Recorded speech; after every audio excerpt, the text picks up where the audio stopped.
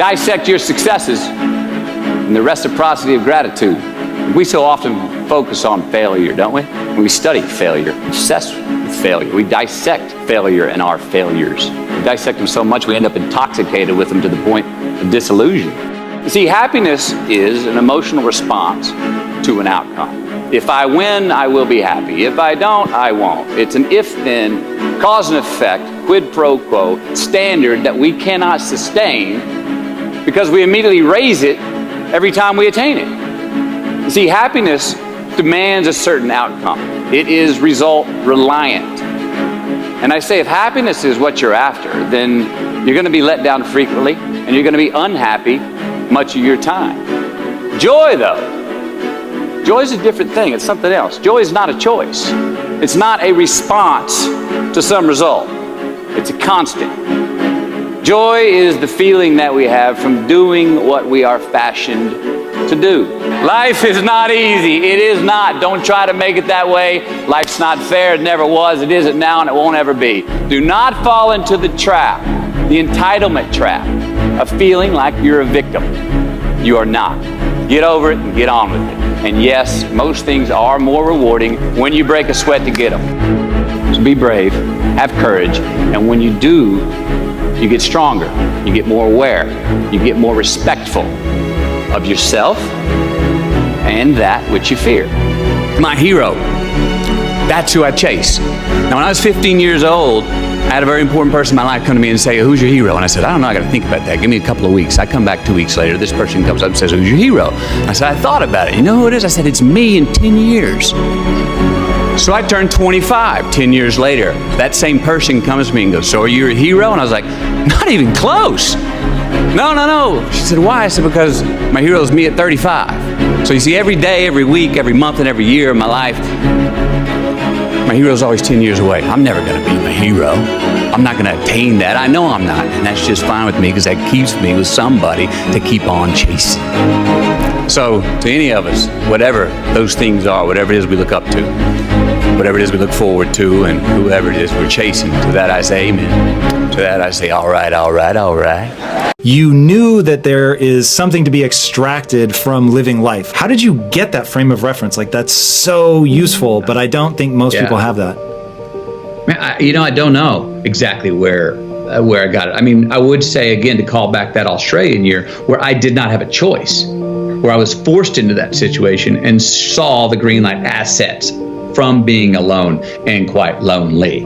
I do think that there's great value in being alone. And if we are alone and we get bored and we don't like the company, ding, may that light go off to say, that does not mean we need to pick up our phone to get some attention, or go to the bottle to ease the anxiety, or go online to get some feedback to entertain ourselves. No, it's actually a great time to say, no, sit here in that discomfort long enough to go, okay, until you come out the other side to go, all right, I'm good with me again. Now, it's part of that. I write about about traveling in general. Ideally, you don't go to a place, I always say this, I don't want to leave a place I travel to until I get to the point of going, I could live here.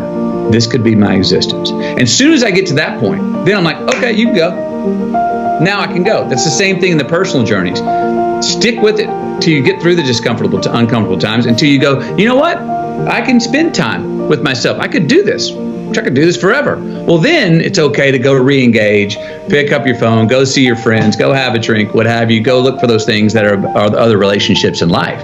But hopefully not until. There's great value in not doing that until you go, I'm good with me and me for right now. Now, why do you pursue things that scare you? Why seek the role that's hard? Because it costs me something. Because it costs. It comes with a price. It's a bit of that line, don't pick a fight, kid. It's not really a fight unless you can lose it. It's not really, it's not really a risk unless you can lose the fight. I feel more alive in them. I have an experience in the making of them. I'm nervous every day I come to work.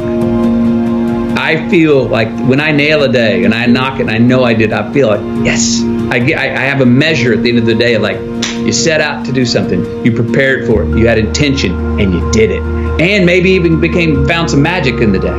That I sleep good knowing that I accomplished that day in building the architecture of a character's arc through a story. And then if I could put the whole thing together and it comes out, the whole performance turns out to be a beautiful song, an original song of that character, then I'm like, yes. And I know that I was highly responsible for that. I was not solely responsible, but the most responsible for that. And that gives me pleasure.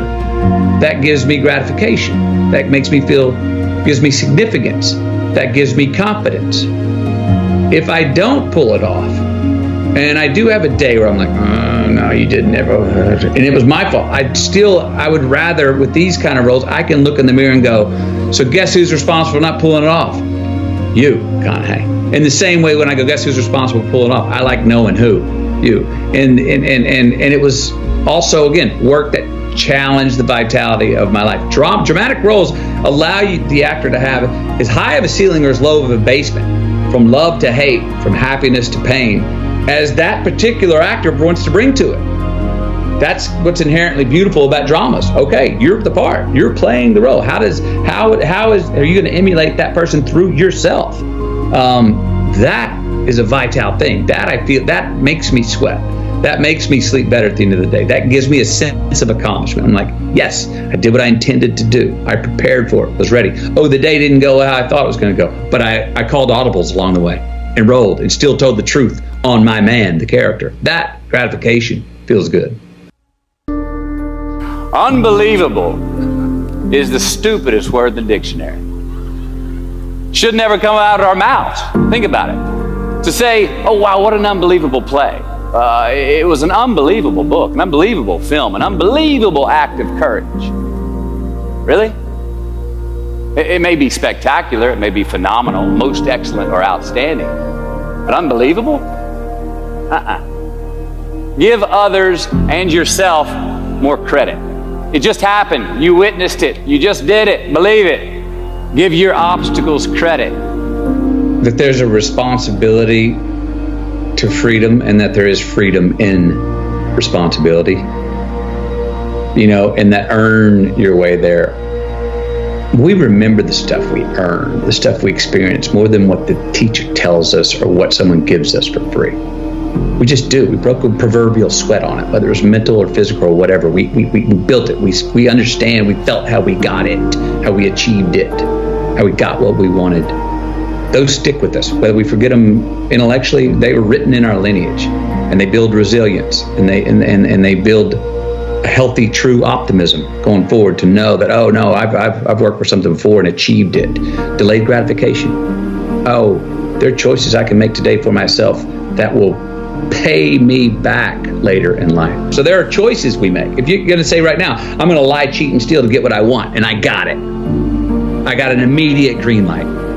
For me, that's a battery-powered green light. That's not a solar-powered green light. Why?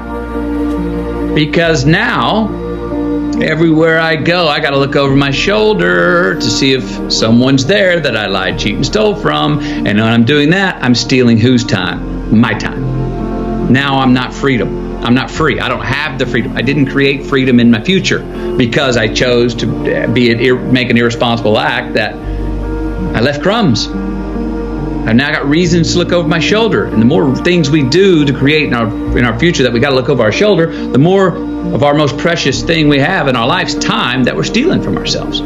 So it's not puritanical. It's just like, it's actually self-serving. It's a very selfish choice. And I'm a fan of the word selfish. I've helped redefine it.